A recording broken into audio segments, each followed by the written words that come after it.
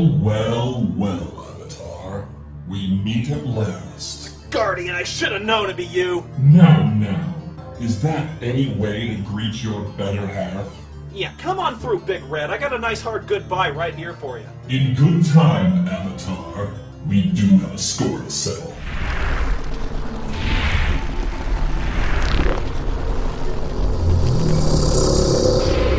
The Black Gate is open. All I need to do is step through and your Earth will be mine to destroy. Then what's keeping you, big man? Come on, I killed uglier than you. Let's do this. Patience, Avatar. Patience. It is a virtue, isn't it? I have a deal for you. One that even you cannot refuse. Please, if you actually think I'm stupid enough to... All you have to do is finish the work you began. You've come so far. It would be a shame to see you die without knowing how the story ends. You want me to review Ultima IX? Do this, and I will destroy the Black Gate myself, never to trouble you again. Fail, and I will crush the thrones of your pitiful world beneath my feet and parade you before its conquered people as the fallen idol of a pathetic ideal. You'll already lose, Red Forehead. I was gonna review that shit anyway. Watch and weep.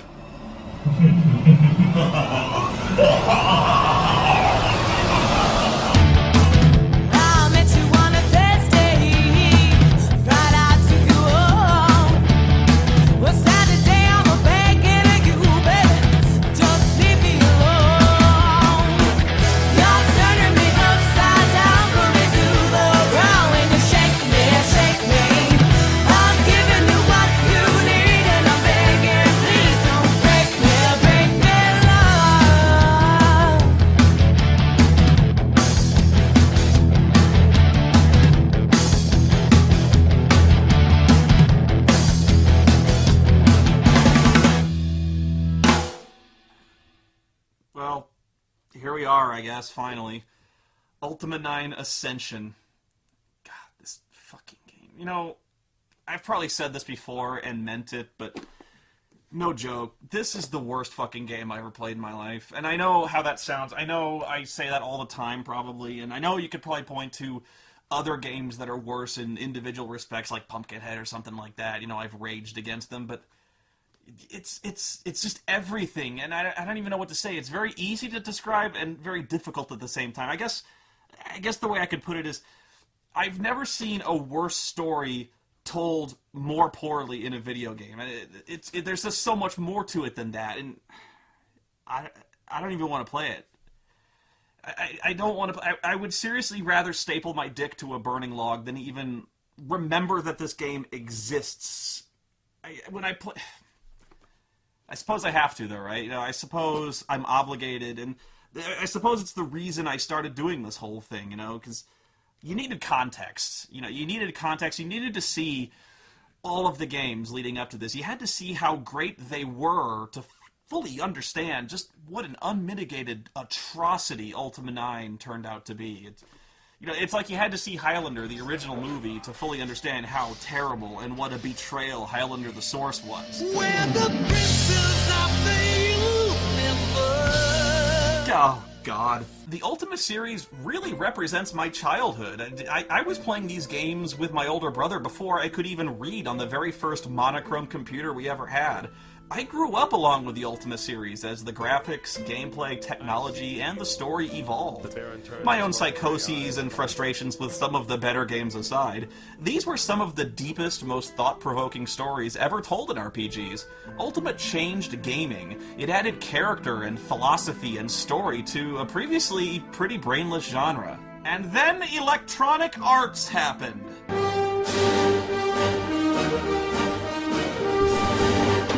Oh, God!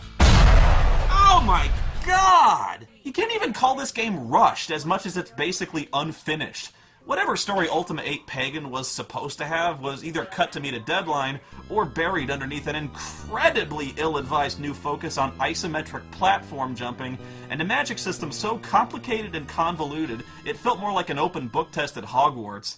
It's unrecognizable as an Ultima game. But hey, lesson learned, right? Richard Garriott himself said he listened to the extremely negative feedback from Ultima 8 and took it into account for the design of Ultima 9. For instance, he brought back the companions and completely revamped the gameplay to feature a fully interactive 3D world to wander around in, with no loading screens or instances.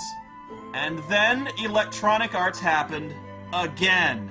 Specifically, EA owned Origin now, and they saw dollar signs in the Ultima Online franchise, and they reassigned the entire development staff of Ultima IX to get online done as soon as possible. This delayed the whole Ultima IX thing for more than a year, and by the time they got back to it, their graphics were completely outdated because people were now using 3D accelerator cards, and this meant they had to throw everything out and start the game over from scratch. The game designers started to argue and jump ship to other companies, claiming poor management issues and screwed up priorities from Origin and EA, and a lot of them, including the lead designer of the game, left to Ion Storm, basically forcing Origin to start the game over again, this time with a hard deadline from EA coming up fast. They were never going to be able to deliver half of what they'd originally promised, so to meet the deadline, they basically took a hatchet to the gameplay and plot, stripping it down to the most bare-bones story imaginable. As you'd expect, the preliminary buzz was huge, and the major gaming magazines and websites were on their knees, jockeying for position to be the first in line to give EA the most sumptuous review blowjob imaginable. Yeah, take note of these assholes, people. You know, I tell it to you straight, but these are your mainstream game critics. A good chance this could be the greatest RPG of all time! This game is one of the best-looking titles we've ever seen in any genre. As Ultima IX Ascension powers up, we fully expect the Richter scale to be off the charts! Nothing less than breathtaking! Ultima IX Ascension is destined to be a classic, worthy of a place in game history! Yeah, it's got a place in gaming history, alright, because Ultima IX is the most insultingly bad Ultima game in the entire series, and a top contender for the most blundered finale to an epic storyline in the history of fiction. From a technical standpoint, the game was buggy as hell and extremely crash-prone, and that was if you were using the right 3D accelerator card. If you were using a direct 3D card, well, you were just fucked. From a storytelling standpoint, alright, look, Ultima 8 was bad, okay? Ultima 8 was really bad. You saw how mad I got over that one. That's about fucking— What?! No! Ah! Ultima 9 is way fucking worse, because unlike Ultima 8, it wasn't just bad gameplay, it wasn't the shitty platforming over instant death lakes, it wasn't even the exploding treasure chests every 2 minutes. No, those were bad, but those were technical issues, and technical issues can be fixed. Here, it was the storyline. The complete betrayal of a fucking storyline. The biggest betrayal ever inflicted on a loyal fan base up until Spider-Man cut a deal with fucking Mephisto. It was such a big betrayal that everyone involved with the design of this fucking game belongs frozen to the waist on the ninth circle of hell, getting cornholed in the eye sockets by pineapple dick demons from now until the end of fucking time. This is the worst, most insulting game I ever played in my fucking life, and it can go right to hell along with them. We're about to jump balls deep into it, so get ready, motherfuckers, it's gonna get loud! Okay, so the game opens up with a video of a farmer pulling a cart through a field. Very slowly. And suddenly he hears a rumbling, and a colossal column erupts from the earth, ruining his field. After that, a huge rock falls from the top of the column and crushes the farmer, who apparently has the slowest reaction speed ever charted.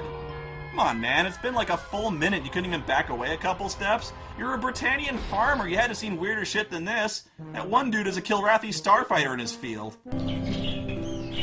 Avatar, arise from your slumber. The Guardian has invaded Britannia, and Lord British has summoned you for your final adventure. And there we have it. 90 seconds. Impressive. It only took a minute and a half for this game's narrative to completely collapse in on itself. You know, it's not a good sign when the very first thing we see in this game completely contradicts the ending of the last game we played. And in case you need one, a very brief recap. At the conclusion of Ultima 8 Pagan, the Avatar lied, betrayed, murdered, and wreaked untold destruction on the world of Pagan so he could kill the Titans of the Four Elements and absorb their power to become a god and return to Britannia. He creates his own Black Gate and steps through to find Britannia as a barren wasteland, crushed under the massive red thumb of the Guardian. No! I slept too long! Or, you know, not. I guess retcon! That's not what happened. He didn't go back to Britannia.